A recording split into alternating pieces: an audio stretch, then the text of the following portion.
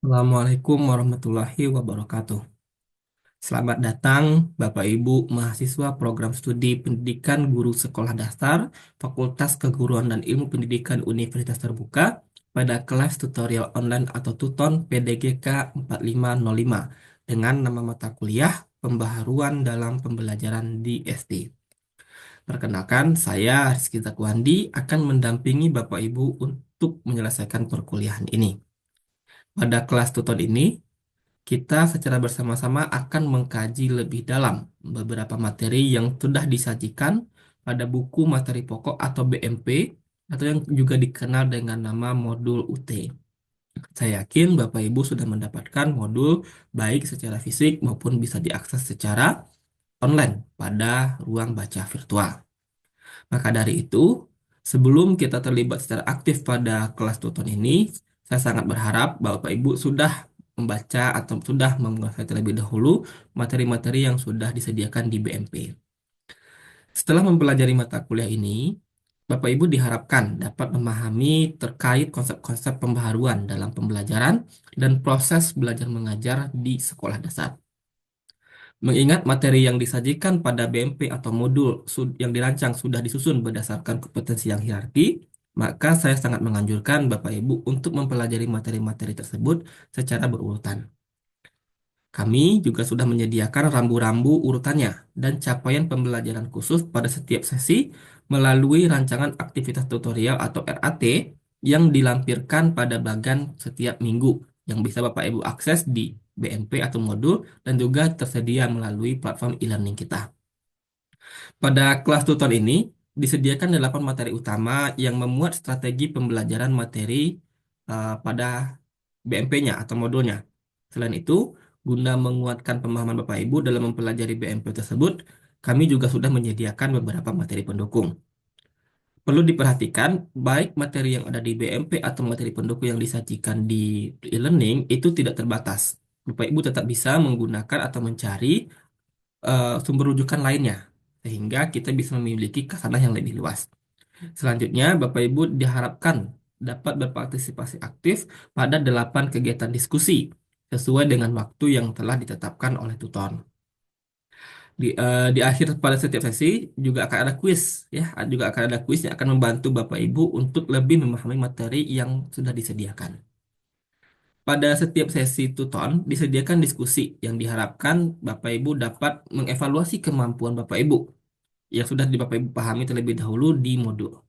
Diskusi ini tidak hanya sekedar menjawab pertanyaan Bapak Ibu, tapi untuk memperluas dan memperdalam pemahaman Bapak Ibu terkait materi yang sedang dibahas. Untuk itu sangat diharapkan keaktifan Bapak Ibu untuk saling menanggapi pendapat teman-teman yang sudah terlebih dahulu menyajikan. Terlepas daripada itu, Bapak Ibu juga perlu menampilkan atau perlu memberikan argumen-argumen ilmiah. Ya, bukan debat untuk saling menjatuhkan dan akan lebih baik jika argumen Bapak Ibu yang disajikan itu disertakan atau dikuatkan dengan contoh-contoh nyata yang ada di lingkungan yang Bapak Ibu temukan di sekolah. Sementara itu, pada sesi ketiga, sesi kelima, dan sesi ketujuh, Bapak Ibu diharapkan mengunduh, mendownload, mengerjakan, dan mengumpulkan tugas tutorial pada tempat yang sudah disediakan melalui platform e-learning kita. Untuk menguatkan pemahaman dan kompetensi Bapak Ibu pada mata kuliah ini, di samping tadi ada modul, ada materi inisiasi, ada materi pendukung, ada materi pengayaan, ataupun materi-materi dengan sumber relevan yang lainnya, Bapak Ibu juga diharapkan aktif dalam merangkum, aktif dalam diskusi, aktif dalam mengerjakan tugas, aktif dalam memberikan tanggapan, aktif dalam mengerjakan latihan, dan paling penting juga adalah Bapak Ibu diwajibkan untuk mengerjakan tes formatif dan mengklarifikasi jawaban Bapak Ibu melalui apa yang sudah disediakan, melalui platform respon yang sudah disediakan. Dalam mengerjakan sangat diperbolehkan tentunya Bapak Ibu menggunakan pendapat orang lain yang diperoleh dari berbagai sumber. Misalnya dari buku-buku referensi, dari artikel, atau Bapak Ibu juga diperkenankan menggunakan kecerdasan buatan. Namun, pendapat-pendapat tersebut ya hanya bersifat pendukung dan penguat hasil analisis Bapak Ibu. Jadi bukan plak ketiplak menggunakan pendapat orang. Bapak Ibu punya pendapat sendiri, Bapak Ibu boleh menggunakan sumber rujukan tadi untuk menguatkan pendapat Bapak Ibu. Hal ini akan sangat bermanfaat dalam mengembangkan kemampuan Bapak Ibu dan akan sangat bermanfaat dalam menjalankan tugas-tugas sesuai dengan profesi Bapak Ibu nantinya. Perlu diperhatikan, jangan sekali-kali Bapak Ibu membiasakan diri untuk menyalin atau langsung menempel atau copy paste begitu saja milik orang lain atau dari kecerdasan buatan tanpa dilengkapi pendapat atau pemikiran asli dari Bapak Ibu. Jika itu terjadi, tentunya kami bisa mendeteksi, kami tidak bisa memberikan nilai Bapak Ibu, baik pada saat diskusi maupun tugas-tugas Bapak Ibu. Pada minggu ketujuh juga, tentunya di akhir perkuliahan, Bapak Ibu nanti akan diberikan beberapa respon, angket respon terkait evaluasi perkuliahan.